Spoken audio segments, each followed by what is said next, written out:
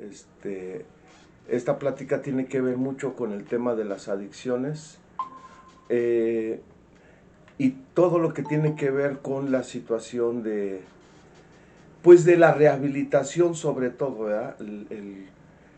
El proceso de rehabilitación es de lo que muy poco se habla. Les voy a decir por qué. Porque rehabilitar un adicto tiene muchas aristas, ¿no? Muchas corrientes, muchas visiones y formas de proceder, de intervenir. Eh, no hay un modelo único de tratamiento para las adicciones. Por desgracia, la intervención y la manera de ayudar a un adicto pues está muy disgregada. Sobre todo porque hay muchos modelos de intervención. La norma 028 es una norma del gobierno federal, es una norma federal que regula las actividades de los centros de rehabilitación. Esta normatividad eh, pues busca que las actividades, las instalaciones y los permisos de cada centro pues estén bien y funcionen bien, ¿no? Es lo único que hace esta norma. Sí, esta norma reconoce los modelos existentes, el modelo profesional, el modelo mixto, en donde intervienen en la rehabilitación profesionistas y exadictos, y el modelo de ayuda mutua, en donde puro exadicto se dedica a ayudar a otro adicto a través del programa de los 12 pasos de AA. Esos son los tres modelos que la norma 028 pues pues reconoce. Uh-huh. Y a partir de ahí, pues todas las demás normas que existen para regular, para controlar, para vigilar las actividades de estos centros. Eh, por ejemplo, las normas de protección civil, las normas de COEPRIX anteriormente era COFEPRIS, regulación sanitaria, y normas para caso de los centros profesionistas o mixtos en el manejo del archivo de expediente de paciente y más las normas municipales o las estatales. Es decir, los centros de rehabilitación, existen muchas normas, muchas leyes que regulan estos centros de rehabilitación. Y digo regulan entre comillas porque son tantas las regulaciones, las restricciones, que pareciera ser que ni existiera ninguna, ¿verdad? Porque muchas veces los anexos funcionan como se les dé su regalada gana, ¿verdad? Como les da su fregada gana. Y luego pues se abren tantos centros, tantos anexos, y parece que todos son clandestinos, ¿no? Que funcionan así, ¿no? A la viva México, y pues no hay ni profesionistas de la salud, un médico, hay algo, no, nada. ¿Verdad? Así a la viva México se abre, ¿no? Entonces, eh, ¿cómo rehabilitar a un adicto? Es de lo más difícil, ¿sí? Y menos aún, no se va a poder ayudar a que un adicto se rehabilite si esencialmente no conoces la enfermedad, de qué va la enfermedad de la drogadicción. ¿Sí? Eh, hay que verla con un poquito de frialdad, con objetividad y que nos enseñe a encontrar las, ¿cómo decirles? ¿Qué acciones yo como familia debo hacer, ¿sí? Para con mi familiar adicto o alcohólico? Pues esa es la primera, ¿verdad?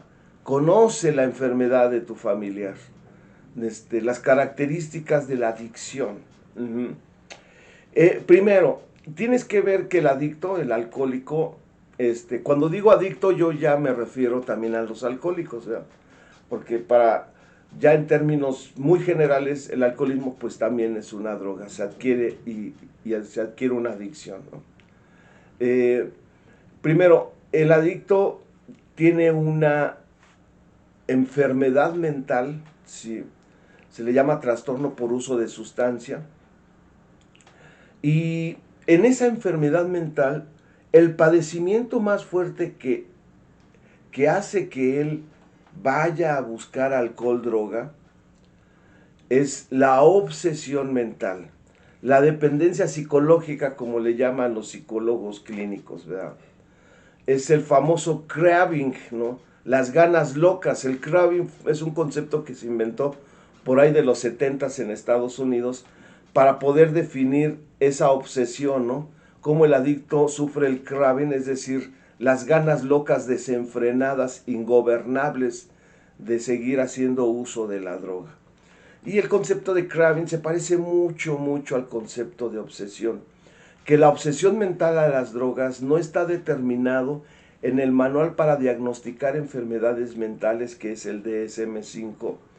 No está ahí como tal. Sí hay otro tipo de obsesiones, pero, pero aún así el actual DSM-5 sí enmarca dentro del rango de las obsesiones la drogadicción, ¿no? Ok, pero quien usa más el concepto de obsesión a la droga es el programa de los 12 pasos de AA. Y en lo personal es una concepción para, para entender al adicto de de lo mejor. Me ha ayudado a mí a comprender mucho más la enfermedad de la drogadicción a través de la conceptualización del entendimiento de que un drogadicto sufre una obsesión mental y que esa obsesión mental no se cura. Esa es la parte que no se cura, es incurable. Hay que entonces ver al adicto como un enfermo mental incurable, eh, sin satanizarlo, pero sí en, en el entendido de que él no es como una persona que ande siempre buscando a quién fregar, ¿no? A quién darle la torre. Lo único que quiere es vivir la plenitud del efecto de la droga. Es lo único que quiere el adicto, ¿sí? Entonces, para vivir la plenitud del efecto de la droga, pues el adicto roba, chantajea, manipula, deja de ir a trabajar, pierde la escuela, delinque, empieza a hacer tontería y media en la calle, empieza a tener muchos problemas con los demás, empieza a acumular una serie de problemas económicos, su calidad de vida va disminuyendo, empieza a tener pues ya problemas muy cañones a nivel mental, es decir, paranoia, delirios auditivos, ve cosas que no existen, habla solo, se aísla, ya no cuida su imagen, se deteriora, perdón, todo eso empieza a tener el adicto. Y lo hace por gusto, lo hace porque él quiere terminar. No, ningún drogadicto empieza a drogarse diciendo, ay, me voy a drogar para terminar en la calle, hoy me voy a drogar para terminar en la cárcel o terminar loco. Ninguno, ningún adicto. El deseo, el efecto que ya busca volver a repetir, ¿sí? El adicto es un enfermo de la repetición, repite y repite, repite el consumo de droga, repite y repite. No hay una droga que lo mantenga para siempre drogado, no. Toda droga tiene un efecto de 15, media hora, 4 horas, 6 horas, pero pasa, se va otra vez, ¿no? Entonces por eso repite, repite, repite, repite, ¿no? Quiere siempre estar drogado, ¿no? Ya está la obsesión, ya está la obsesión. ¿Se dan cuenta? La obsesión es eso, ¿no? El acto repetitivo de lo mismo, esa es la obsesión, ¿no? Es decir, estoy obsesionado por seguir viviendo, teniendo, experimentando el efecto agradable, glorioso de la sustancia. Y para eso pues tengo que repetir la acción para mantenerme en ese estado, ¿no? De dicha que me da la sustancia, ¿no? Quiero mantenerme feliz a través del alcohol o de la droga. Eso es lo que busca el adicto, ¿no? Por eso repite la situación de drogarse, de drogarse. Y para mantener su estado de droga, de borracho o drogado, pues se las va a ver difícil, ¿no? Porque pues la familia no lo va a dejar. La familia le dice, ya deja eso, no tomes, ya no te drogues, ¿a dónde vas? Y para que él pues se vaya a drogar o alcoholizarse, pues tiene que mentir, ¿no? Tiene que engañar, tiene que alejarse de la familia, ¿verdad? Y terminar en la calle, ¿no? Y aún así el adicto se va a aferrar a no drogarse, a dejarse de drogar, ¿no? O sea, no va a quererse dejar de drogar. Por mucho que ya ustedes lo entenderán, yo sé que muchos de ustedes están cercanos y han estado cercanos a un adicto, que luego le pasa cada cosa al adicto, que le dan unas madrizas en la calle, las mismas autoridades, los amigos con los que se droga, le pasa cada cosa, que hay veces que la familia dice, ojalá y con esta entienda, ¿no? Ojalá y que con esto que le acaba de pasar ya deje de fumar sus cochinadas. Pues no, ¿ya? Otra vez sale a volver a lo mismo, ¿no? Nuevamente, ¿no? La obsesión es poderosa, ¿sí? El deseo de hacer uso de la droga es poderosa. Uh-huh. Entonces, la perversión del adicto es que él nada más quiere su satisfacción, él nada más busca su droga para vivir bajo el efecto agradable y glorioso de la sustancia, y le vale madre si su familia sufre. O sea, no le importa ver a su madre llorar, enfermar, no le interesa que sus hijos no coman, ya no le importa nada. Ese es el perverso, ¿verdad? Que a costa de mi alegría, de mi felicidad por mi alcohol y mi droga, estoy haciendo sufrir a la gente que está a mi alrededor. Ese es el perverso que, que hay veces que hasta disfruta hacer daño. ¿Sí? O sea, ya aquí vamos a entrar en Honduras, ¿no? En perversiones que muchos adictos van teniendo, ¿sí? En donde al otro día en la cruda le dice a su esposa, ay viejita, perdóname, ayer no me controlé, estaba bien borracho, perdóname los trancazos que te di ayer, ¿sí? Pero esas lágrimas son de cocodrilo, ¿no? Porque en la noche se vuelve a poner una jarapeta, se pone hasta atrás y nuevamente lo vuelve a hacer, ¿sí? Ese es el perverso, ¿sí? Ese es el neurótico, el que desfoga toda su neurosis y le da una madriza a su pareja. Y una vez que libera toda su frustración, le viene el sentimiento de culpa y va pidiendo perdón, ¿no? Esa es una de las características del enfermo, del alcohólico, ¿no? Con todo esto, pues, se llega a rehabilitación, ¿no? Voy a nombrarlo, sí, voy a nombrar esta parte también, porque es algo de lo que yo la verdad he visto que muy pocos especialistas en el tema de adicciones tocan. Y tiene que ver mucho con el proceso de rehabilitación y entender también la enfermedad, ¿sí? El adicto no solamente es un perverso en cuestiones de sus relaciones personales, ¿sí? Es un perverso porque a costa de su drogadicción hace sufrir a mucha gente. No, también el adicto es un perverso sexual. Tiene problemas sexuales. Su sexualidad del adicto es un conflicto. Tiene muchos problemas no aclarados en cuanto a su sexualidad. Tienen que entender que una de las máximas de un adicto, un alcohólico, es buscar el placer máximo a como dé lugar. ¿Por qué repite el adicto? Repite el placer, repite el goce, ¿sí? Es decir, el drogadicto, el alcohólico, es un adicto al placer. Todo lo que le cause placer, lo busca constantemente, lo repite, ¿sí? Y uno de los placeres más grandes que el ser humano goza y que tiene a su disposición es el sexo. Y es lo que cuando el adicto en su drogadicción encuentra, lo empieza a pervertir. Si no a sí mismo, lo empieza a pervertir con la pareja, ¿no? quizá mucha de las, perdón, muchas de las causales, ¿no?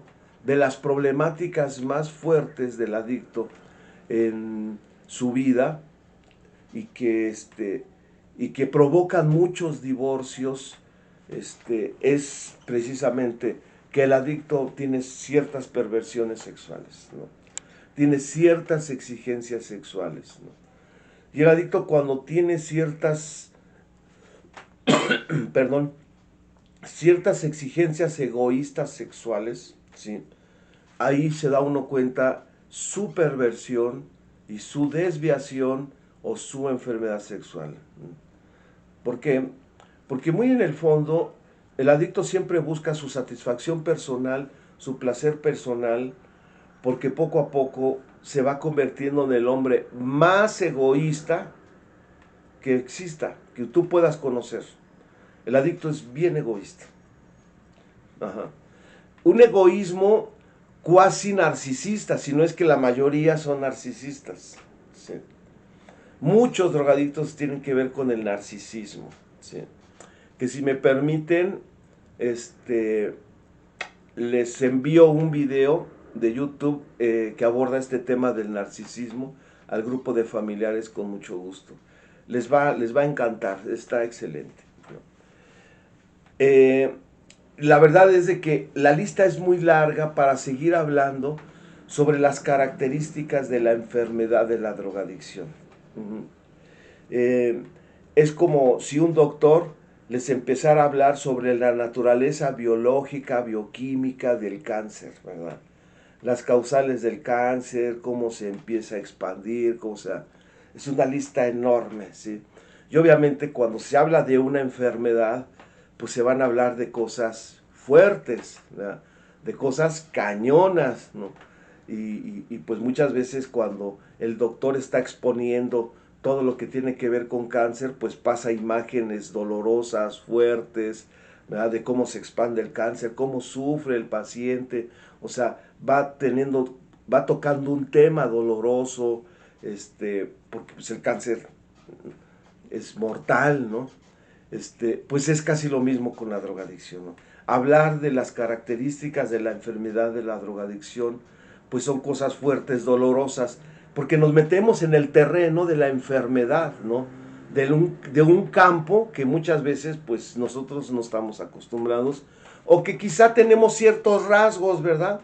O sea, quizá en nuestra vida también cometimos algunos errores, también quizá el día de hoy seguimos siendo mentirosos, quizá no tanto como un adicto, o quizá a lo mejor nosotros tengamos envidia, algunos rasgos de personalidad hay medios neuroticones, ¿no? ¿Sí? La diferencia es de que nosotros no nos drogamos, es decir, ustedes como familia no se drogan. Ajá. Tendrán sus problemas emocionales, sus defectos de carácter, pero ustedes no usan sustancia, ¿no? Bueno, pues el adicto, además de tener todas esas broncotas, se droga, ¿no? Y el problema es de que su conducta es precisamente para drogarse, ¿no? Otro campo fuerte en relación a las adicciones, a las características de las adicciones, es que el drogadicto se droga por una insatisfacción muy fuerte. Hace poco yo estaba viendo la capacitación, creo yo, que de una instancia de gobierno que está capacitando a especialistas en tratamiento de adicciones. Y esta capacitación habla de satisfactores cotidianos. Es decir, le pide a los especialistas, a los terapeutas, a los psicólogos, que a los drogadictos se les enseñe a gozar de las cosas cotidianas, ¿verdad? De que reconozca que hay placer en las cosas cotidianas que a diario vive cada ser humano y que para eso no necesita droga y sustancia. La verdad yo por respeto no me reí, ¿verdad? De esta falacia, ¿sí? Porque nunca el adicto va a tener que un placer cotidiano normal le va a satisfacer. El drogadicto busca algo más allá del placer. El drogadicto quiere más, quiere algo más, ¿no? Él no se conforma con una comidita bien sencillita, ¿no? Él quiere más, ¿no? hay algo más que busca el drogadicto, ¿sí? O sea, para que regrese a aceptar sus placeres cotidianos que la vida y la naturaleza nos proporciona, ¿verdad? Para poder lograr que el adicto regrese a esa simplicidad sin exigir tanto, sin exigir más y más y más, porque esa es la repetición y esa es el hambre del adicto que quiere más, ¿sí? Pues está en chino, pues si de eso está enfermo, del placer, ¿verdad? Es decir, para llegar a eso se tiene que tener un largo proceso de rehabilitación. Bueno, entonces, una de las áreas también oscuras del adicto dentro de su enfermedad, ¿sí? Es de que el adicto siempre tiene problemas con los demás, ¿no? El adicto odia mucho, ¿sí? El adicto está bien resentido con el mundo, consigo mismo y con su familia. El adicto necesitó hablar todos los malestares que tuvo hacia su madre. El adicto necesita hablar todos los malestares, los resentimientos y los pensamientos negativos de odio que tuvo y generó durante su vida hacia su padre, hacia su madre, a sus hermanos, hacia sus hermanas. Todo ser humano que vive con familia se resiente con sus padres o con sus abuelos o con sus hermanos. De alguna manera u otra hay choques, hay roces, hay discusiones, X, Y, adelante, eso es natural. Pero el adicto no sabe manejar una emoción y por eso termina resintiéndose. Es de las personas que termina culpando a todo el mundo. Es que por culpa de mi papá, por culpa de mi mamá, yo me drogo, ¿no? No, es que mi mamá nos abandonó porque pues siempre se fue a trabajar y a mí me dejaba con abuelita, ¿no? O sea, ese tipo de cosas, el adicto las toma para justificarse y seguirse drogando, ¿no? Seguir haciendo sus cosas, ¿no? Esa es una de las cosas más fuertes de un adicto. No logra tener relaciones de amistad, de familia, lazos familiares profundos, pues satisfactorios, ¿verdad? Que sean pues sí, satisfactorios en sus relaciones interpersonales y que se diga una relación satisfactoria con la familia, con los hermanos, con los padres, ¿no? Eso es algo muy difícil porque casi la mayoría de los adictos llegan a los centros de rehabilitación llenos de odio. Y no quieren hablar de su odio porque sienten que los van a juzgar, los va a censurar la moral, sienten que Dios los va a castigar. Y se quedan callados y ya no sacan todo el malestar emocional que tienen. Y si no se les enseña a sacar eso, van a salir del centro y se van a volver a drogar. Y se convierte en un círculo de nunca acabar. Es tremenda la cosa. Estos especialistas que necesitan entender y saber, ¿sí? Necesitan entender y saber que el adicto, más que escuchar, necesita hablar, ¿no? Y otra de las partes más fuertes, yo considero que es de la más grave, ¿sí? Y que quizá ahí podemos encontrar las causas más fuertes del por qué el adicto se droga y le cuesta mucho dejarse de drogar. Es que el adicto es una persona que tiene muchos daños profundos en el área de la afectividad, en el área del amor, ¿no? Huellas como de abandono son las más fuertes, ¿no? Es decir, padres de familia que dicen, pero si yo nunca abandoné a mi hijo, yo lo atendí, ¿sí? Yo pues me procuré de darle de comer, de tenerlo bien, yo lo abrazaba, yo a mi hijo pues lo procuré porque pues cuando era latoso de niño en la escuela, pues yo atendía, ¿verdad? Sí. Y eso es cierto, ¿sí? Pero hubo experiencias que vivió el niño de las cuales tú no te enteraste, de las cuales cuando fuiste a trabajar, él vivió y tú no te enteraste, ¿sí? Tú no te enteraste de un abuso, ¿sí? Tú no te enteraste de que a él de niño lo espantaron bien cañón, ¿verdad? O alguien le pegó cuando él estaba de niño, o alguien le hizo bullying. Uh-huh. O sea, o quizá una ocasión se te pasó la mano y le diste una chinga a tu hijo, ¿sí? Y ya jamás le volviste a pegar, pero con esa chinga que le diste con todo y rabia y enojo, le hizo daño. Se le quedó, ¿no? Se le quedó como una huella de abandono, de humillación. Y es algo que no ha podido superar, ¿verdad?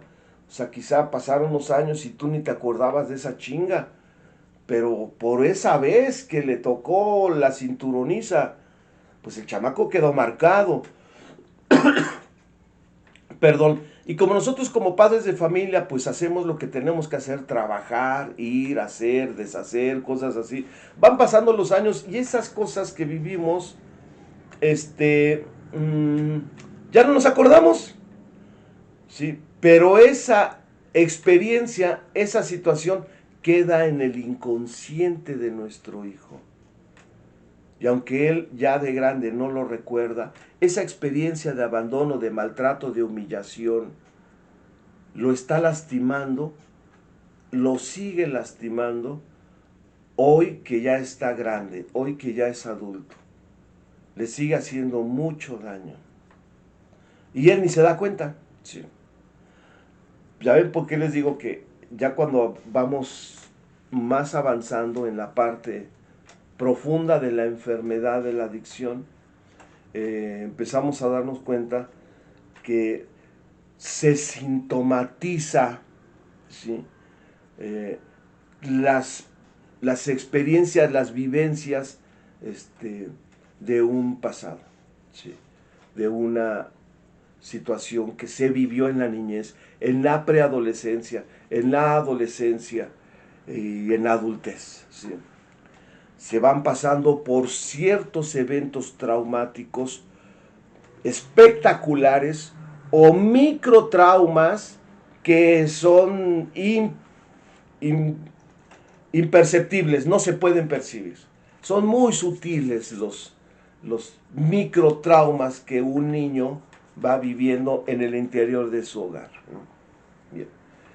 Eh, el hecho de que el niño fue maltratado, quizá no de una manera recurrente, una vez cada 3 meses, o sea, que el niño fue regañado por su padre, y a lo mejor no tan recurrente, o sea, pero al niño le hizo daño. ¿Sí? Todo esto, ¿sí? va creciendo como una bola de nieve, ¿no? Es decir, dicen que la niñez es destino, ¿no? Que los primeros años de la niñez, su personalidad es configurada por la crianza de los padres, y eso es cierto, ¿sí? Eh, Bien, con todas estas aristas, con todas estas problemáticas, llega el adicto a un centro de rehabilitación, ¿sí? Así llega con esta serie de problemáticas psicoemocionales, de conducta, ¿no? Y no se diga, con un gran vacío tremendo, para ellos la vida no tiene sentido sin drogas, sin alcohol, ¿sí? Y con otro vacío existencial, es decir, el adicto no sabe qué hacer con su vida, ¿no? O sea, para él el sentido de su vida se la da la droga, ¿no? El sentido de la vida me la da el alcohol, mi droga, eso sí, está chido para vivir. Si yo vivo para drogarme, pues porque pues, me drogo para vivir, ¿sí? Ese es el sentido de la vida del adicto, ¿no? Pero quítale la droga, no, hombre, ya no tiene sentido su vida. Si él llega a un centro a rehabilitarse, los primeros meses va a estar como si se lo llevara el diablo, ¿no? Aparte del síndrome de abstinencia, el síndrome de supresión a la sustancia, ¿sí? Pues el hecho de que ya no vuelve a experimentar el efecto de la droga, que le calme, le adormezca, le ayude a ir a ese paraíso a donde siempre la droga lo lleva, le causa mucho miedo, mucha ansiedad, mucho mucho odio, ¿sí? Entonces el adicto aquí se encuentra con un dilema bien cañón. Uh-huh. Es decir, ¿ahora qué voy a hacer ahora que no me drogo, qué voy a hacer con mi vida? Uh-huh. Y además de que casi la mayoría, bueno, el 96% de los adictos creen en Dios, ¿sí? Pero están bien resentidos con Dios, ¿no? Le mientan la madre a Dios y le dicen que por culpa de ellos le va como le va. O sea, casi la mayoría llega bien resentido, si no con su religión, con Dios, ¿no? Yo tengo muchos pacientes pues, que pertenecen a una religión a la cual yo respeto, ¿sí? Pero que ellos sufrieron mucha represión, mucha prohibición, ¿verdad?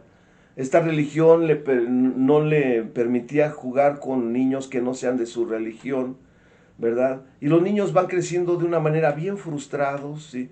Porque ven una sociedad consumista, ven una sociedad que tiene un arbolito de Navidad, un nacimiento, que los Reyes Magos, que las posadas, que las piñatas, o sea, y ellos no, están prohibidos de eso. Y entonces van sufriendo, van creciendo con muchas carencias, con mucha envidia, ¿verdad? Y eso hace que se resientan con su religión, ¿no? Y eso es lo que también va creando ese vacío espiritual, ese vacío de existencia. Espero no tocar sensibilidades, o sea, yo es lo que he visto, ¿no? En este tipo de pacientes, ¿sí? Es decir, el adicto tiene también un conflicto espiritual. Creo que es el más profundo, ¿verdad? El adicto, él se trata a sí mismo como si fuera una cosa, ¿no? Por eso cosifica a los demás, ¿no? Por eso trata a los demás como cosa, ¿sí? El adicto cuando está en la calle, el adicto, cuando está con sus amigos, tiene que poner la cara de malo, ¿no? De felonzote, de machín, ¿no? De bandota, de loco, ¿sí? Aunque del fondo se lo esté cargando el pinche miedo y que se lo lleva la chingada de miedo, pero ahí con la banda, con los chavos, con el dealer, con los drogos, pues tienen que poner una cara de felón, ¿no? De malote, para que no se pasen de lanza con él, ¿sí? Y aquí es en donde entendemos el fenómeno de la drogadicción y del narcotráfico, ¿sí? El narcotráfico es como cualquier mercado, ¿no? ¿Por qué la Coca-Cola vende mucho? Porque sabemos muchos que nos encanta la Coca-Cola y por eso le metemos a la Coca-Cola y por eso compramos nuestra cocota, ¿sí? Pues es lo mismo, ¿no? Pues hay mucho drogadito que le encanta el cristal, ¿no? Que le encanta la mota, que le encanta el alcohol. Pues por eso el narcotráfico es un excelente negocio, porque hay muchos que se drogan y les encanta la droga. Y es decir, tienen muchos clientes, ¿sí?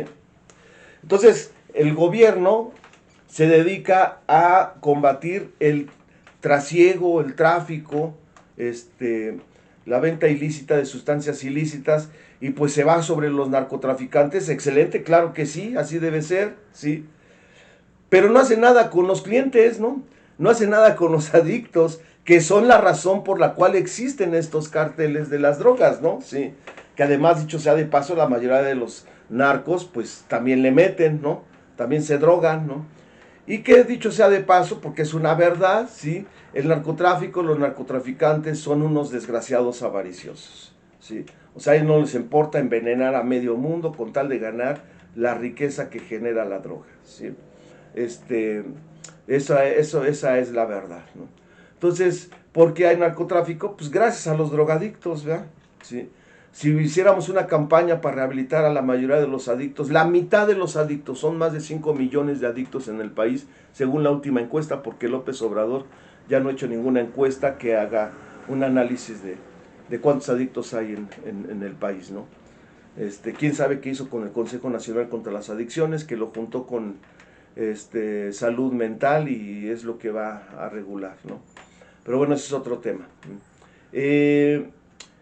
Entonces, el problema aquí es que, pues, no hay modelos eficaces de rehabilitación para reducir el número de drogadictos, ¿no? A nivel nacional, ¿sí? O sea, pues no hay noticias de que los drogadictos ya son menos, ¿no? Al contrario, cada vez que sale una encuesta de cuántos drogadictos alcohólicos hay en el país, aumenta, la edad de uso de sustancia disminuye, cada vez son más chavos y niños los que se drogan.